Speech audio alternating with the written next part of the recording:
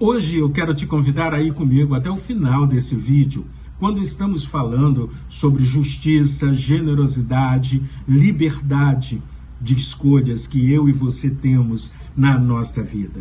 Estamos lendo o livro de Deuteronômio e hoje é o capítulo de número 15, que muito me emociona em ver no Antigo Testamento já o cuidado de Deus que eu preciso ter para com o meu irmão, a família, o povo de Deus.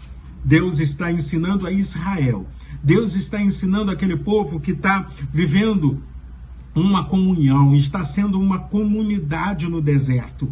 E agora eles vão encarar a terra prometida, cada um vivenciando a sua experiência, o seu negócio. Aquele que plantava vai plantar a sua vinha, vai plantar as oliveiras. Aquele que cuidava do gado vai cuidar do seu gado, do seu rebanho. Aquele que é ligado ao comércio vai vivenciar a experiência da venda, do negócio, do comércio. Eles irão prosperar. Aquela terra vem com a promessa de prosperidade. Aquela terra vem com a promessa de riqueza. Vamos ler o texto bíblico em Deuteronômio capítulo 15, versos 7 e 8, que diz: Se houver algum pobre entre vocês, no meio dos seus irmãos, em alguma das cidades de vocês, na terra que o Senhor seu Deus lhe dá, não endureça o seu coração, nem feche as mãos ao seu compatriota pobre. Pelo contrário, devem abrir a mão para ele e lhe emprestar o que lhe falta, tudo aquilo de que tiver necessidade. Estamos trabalhando com dignidade, estamos trabalhando com liberdade, estamos trabalhando com justiça. O capítulo 15 todo vai falar sobre o trato que eu vou ter com a pessoa que está sendo escravizada. Vai falar também sobre os 7 anos em que todas as dívidas precisariam ser canceladas. As pessoas que estivessem em situação de escravidão deveriam ser libertas. É uma forma do texto bíblico me mostrar que Deus está trabalhando no propósito da justiça, do amor, da generosidade. Inclusive, quando Deus está trabalhando isso, Ele está sendo muito claro: não endureça o seu coração. E o coração é fonte de emoções, de amor, de cuidado. É isso que Deus espera, que eu chore quando eu veja a miséria ao meu lado, que eu veja a pobreza como algo injusto, que eu olhe para as pessoas com o mesmo coração, com o mesmo amor que Deus está olhando para as pessoas que nos cercam. E aí, olhando para tudo isso, ou vivendo toda essa experiência, eu olho para um Deus que está preocupado em restaurar a dignidade. Eu olho para um Deus que está preocupado em entender que todo ser humano tem liberdade para fazer as suas escolhas. E aí nós vamos continuar lendo. Deus rejeita a exploração, Deus confronta a indiferença. Mas o que esse texto tem a nos dizer hoje? Século 21, Igreja de Cristo, como é que nós estamos agindo? Estamos fechando os nossos olhos para as coisas que estão à nossa volta?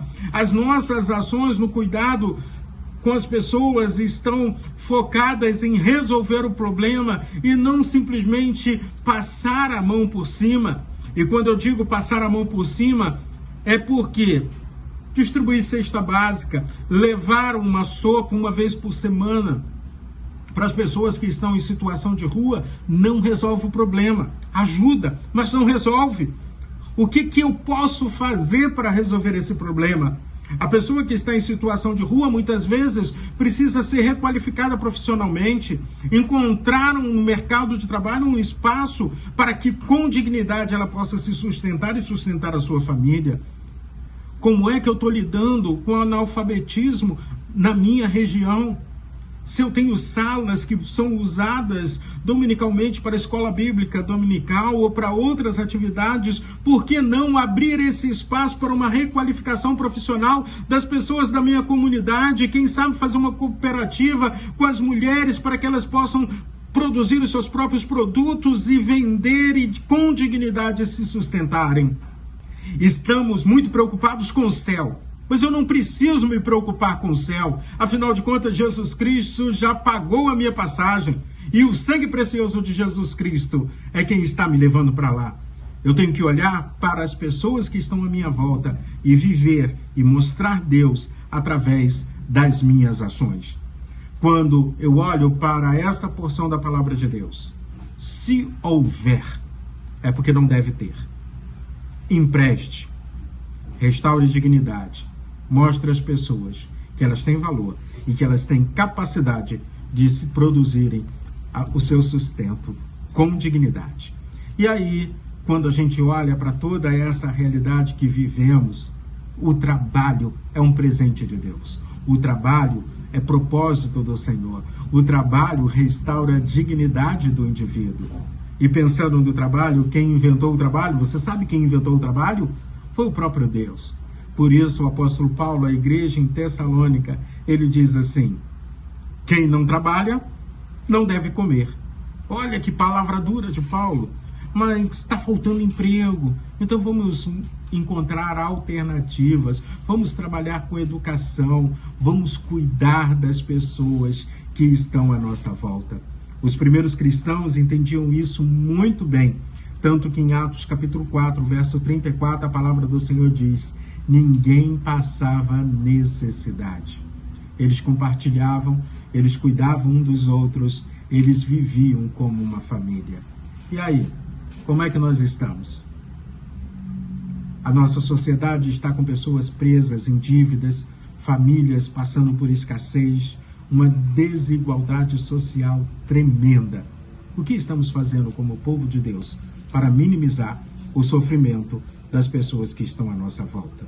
Não se trata de política, não se trata de ideologia, se trata da palavra do Senhor, que diz: abra a mão, liberte, ajude com sabedoria, restaure vidas, restaure dignidade, mostre para as pessoas que o Deus que a ama também está preocupado com o seu sofrimento. E você é o instrumento de bênção na vida dessas pessoas. Afinal de contas, quem entende o coração de Deus, compartilha, liberta. Que Deus abençoe ricamente o seu dia.